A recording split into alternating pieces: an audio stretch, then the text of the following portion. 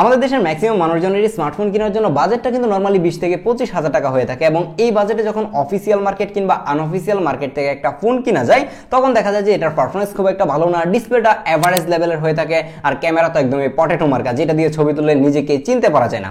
যার কারণে বেশিরভাগ মানুষ দেখা যায় যে ইউজড মার্কেট থেকে ফোন কিনে থাকে, কিন্তু ইউজড মার্কেট থেকে ফোন কেনাটা কিন্তু অনেক বেশি কমপ্লিকেটেড নতুন মার্কেট থেকে, কারণ নতুন দেখা যায় যে একটা ফোন কিনলে আপনি একটা মডেল যদি ভালো সিলেক্ট করতে পারেন সেটা কিনে আনলেই হয়ে যাচ্ছে, কিন্তু ইউজড মার্কেট থেকে কেনার সময় কিন্তু অনেক বেশি ভ্যারাইটিস থাকে এবং এই জায়গা থেকে আপনাকে সিলেক্ট করতে হয় যে আসলে আপনি কোনটা কিনবেন। যার জন্য আজকের এই ভিডিওতে আমি আপনাদেরকে 5টা ডিভাইস সাজেস্ট করব যেই ফোনগুলো 20 থেকে 25,000 টাকা বাজেটে বেস্ট ক্যামেরা অফার করতেছে, বেস্ট ডিসপ্লে অফার করতেছে, ইভেন এগুলোর পারফরম্যান্সও কিন্তু অনেক ভালো। তো চলুন আর কথা না বাড়িয়ে মূল ভিডিওতে চলে যাওয়া যাক। আমাদের লিস্টের নাম্বার 1 এ রয়েছে নাথিং ফোন CMF1। এই ফোনটা কিন্তু এখন নতুন যদি আপনি কিনতে চান তাহলে কিন্তু 20 থেকে 21,000 টাকা বাজেটে কিনতে পারবেন এবং ইউজড মার্কেট থেকে যদি আপনি কিনতে চান তাহলে আপনি 18-19,000 টাকা এরকম প্রাইস রেঞ্জে পেয়ে যাবেন, কিছু ক্ষেত্রে হয়তো এর থেকে কম দামে আপনি পেয়ে যেতে পারেন।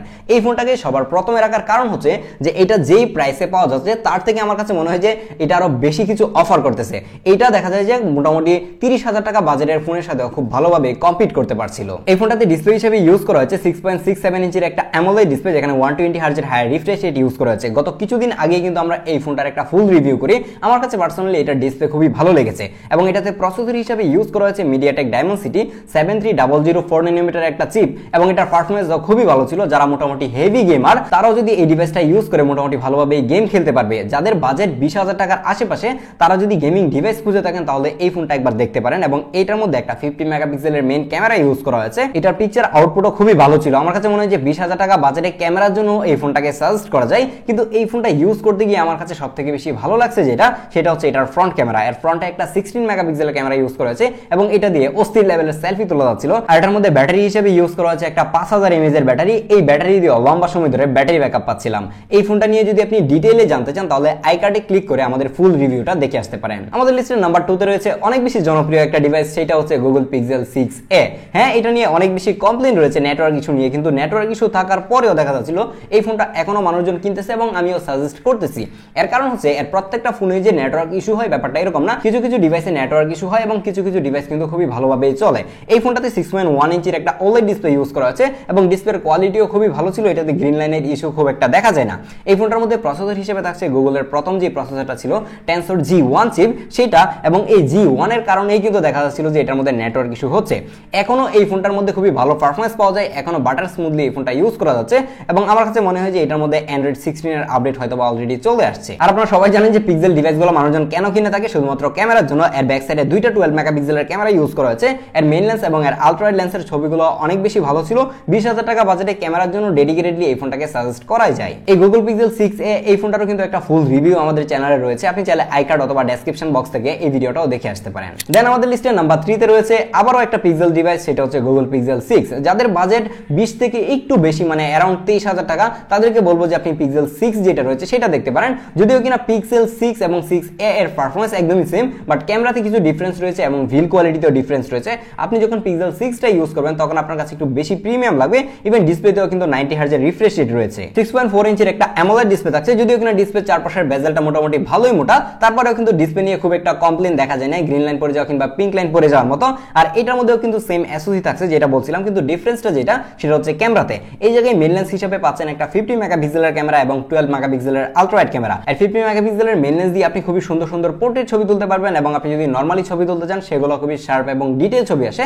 যারা ফটোগ্রাফির জন্য একটা ফোন খুঁজে থাকেন যে আপনি ছবি তোলার পর একটু কাস্টমাইজেশন করবেন, ছবিটাকে একটু এডিট করে নেবেন কালারটাকে, তাদের জন্য এই ফোনটা অনায়াসেই সাজেস্ট করা যায়। আর একটা 8 মেগাপিক্সেলের সেলফি ক্যামেরা তো থাকছে। আর এই ফোনটার ব্যাটারি ব্যাকআপও মোটামুটি ভালোই ছিল। 4616 mAh এর একটা ব্যাটারি ইউজ করা হয়েছে, যেটা থেকে লম্বা সময় ধরে আপনি একটা ব্যাটারি ব্যাকআপও পেয়ে যাবেন। বাই দ্য ওয়ে, Pixel 6 এর মধ্যেও কিন্তু আপনি Android 16 এর সফটওয়্যার আপডেট পাবেন এবং এই ফোনটাকে আপনি চাইলে কিন্তু ওয়্যারলেসলি চার্জও করতে পারবেন। Pixel 6 নিয়ে যদি আপনি ডিটেইলের রিভিউ দেখতে চান, সেম ভাবে আই কার্ড অথবা ডেসক্রিপশন বক্স থেকে ফুল রিভিউটা দেখে নেবেন। দেন নাম্বার 4 এ রয়েছে খুবই রিস্কি একটা ফোন, সেটা হচ্ছে Samsung Galaxy S21। এটা নিয়ে প্রচুর পরিমাণের কমপ্লেইন রয়েছে আপনাদের, যেটাতে প্রচুর পরিমাণের গ্রিন লাইন পরে পিঙ্ক লাইন পরে।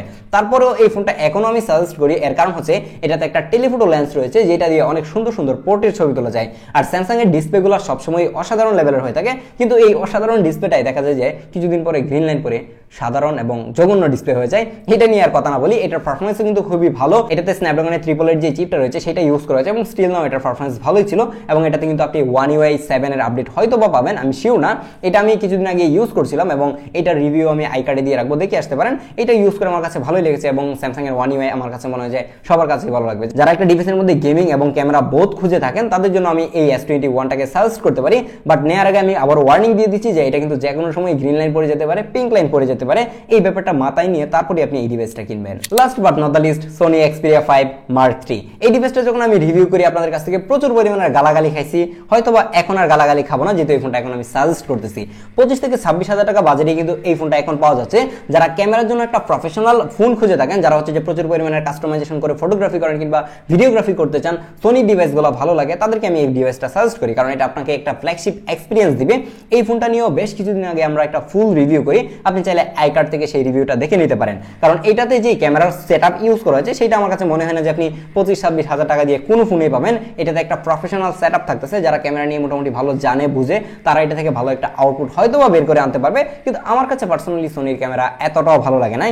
আর যারা গেমিং এর জন্য ডিভাইস খুঁজে থাকেন তাদেরকেও এটা সাজেস্ট করা যায়, কারণ এটার পারফরমেন্স কিন্তু মোটামুটি ভালো। এটাতে স্ন্যাপড্রাগনের 888 চিপ ইউজ করা হয়েছে এবং এই সময়ে এসে মোটামুটি ভালো পারফরমেন্স দিতে পারে। যারা টুকটাক গেমিং করতে চান কিংবা একটু হেভি গেমার রয়েছেন তারাও কিন্তু এটার মধ্যে ভালোভাবে গেমিং করতে পারবেন এবং এটার ব্যাটারি লাইফও খুবই ভালো ছিল। আজকের ভিডিওটা এখানেই শেষ করতে যাচ্ছি। পরবর্তীতে কোন বাজেটের ফোন নিয়ে ভিডিও দেখতে চান সেটা চাইলে একটু কমেন্ট করতে পারেন। আর স্পেশালি একটা বিষয় মেনশন করে দিবেন যে আপনারা গেমিং ডিভাইস নিয়ে বেশি আগ্রহী নাকি ক্যামেরা সেন্ট্রিক ফোন নিয়ে বেশি আগ্রহী। এটা যদি একটু কমেন্ট করেন তাহলে আমরা স্পেসিফিকলি ওই ডিভাইসগুলো নিয়ে কাজ করতে পারবো, ফুল রিভিউ দিতে পারবো এবং আপনাদেরকে সাজেস্ট করতে পারবো। দেখা হচ্ছে পরবর্তী ভিডিওতে। সে পর্যন্ত ভালো থাকবেন, আমাদের সাথেই থাকবেন। আল্লাহ হাফেজ।